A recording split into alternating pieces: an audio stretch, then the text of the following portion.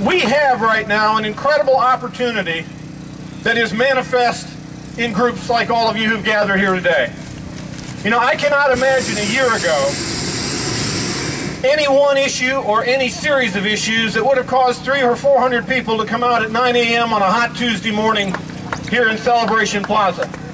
But it isn't just one issue, as all of you know. It isn't simply about the automobile bailouts, which were wrong. It isn't simply about these huge stimulus packages.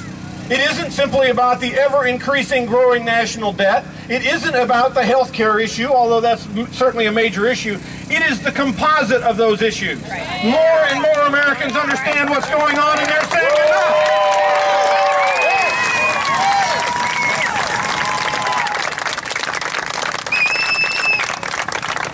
My challenge to every one of you who is here today is to bring more people to this movement.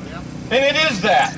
You know, the other side, when they get together, they have all these organizational rallies and they just call it good community organizing. When we do it, it's an unorganized mob, right? Yeah. You look so unruly to me. I'm threatened for my position here.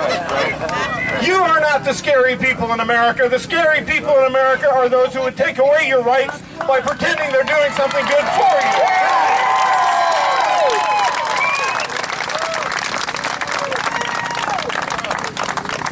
You know, sometimes when you are in a position such as the one I hold, you learn from history.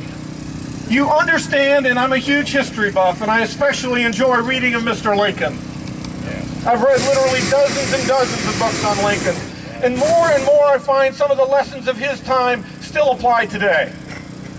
Long before Abraham Lincoln's name was a household word in the 1860s, he was involved in that great series of debates with Stephen Douglas in 1858.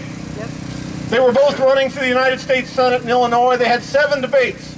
It is said as many as 50,000 people would gather to hear them debate the issue of the day, and of course that issue was slavery.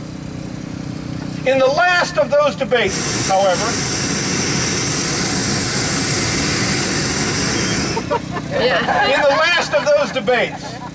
Mr. Lincoln started off by saying, you know, effectively we've had 6 debates, and we think we've been discussing slavery, but we have not. History will record, he said, that this has not been the discussion of slavery, it has been the argument over 2 eternal and conflicting issues, right and wrong. Yeah. What he described as right was the common right of humanity. What he said was wrong in the language of the 19th century was the so-called divine right of kings that was then manifest in the expression where one man could say to another, you work, you toil, you sweat, you earn bread, and I will eat it. Yeah. Mr. Lincoln said in that day that that argument could not be used as an apology for one race to enslave another, and of course he was right. And he said, and I believe that it is still true, that no one has the right to take someone's earnings away from them. Yeah.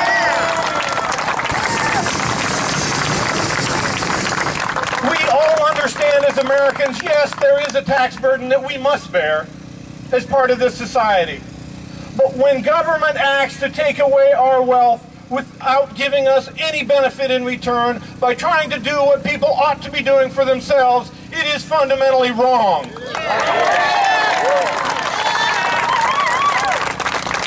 I'm not here to speak to you on the health care issue. I know a number of people will, but here's one fact that I like to share with audiences. It is said that 45 million people in this country do not have health care insurance.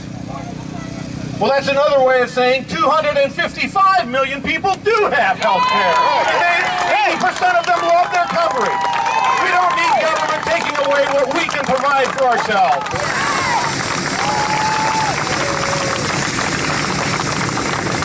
I said it a moment ago and I will repeat it because I know this will be a day with a lot better speakers than me, a lot more information than you're going to receive than you can possibly take home. But this is the theme you need to continue to share with your friends, with your family, with the neighbors up the street, with everybody on your internet book, on your mailbox address book, and that is, let your voice be heard. Now is the time Washington is listening. We've got to make sure they hear our voices.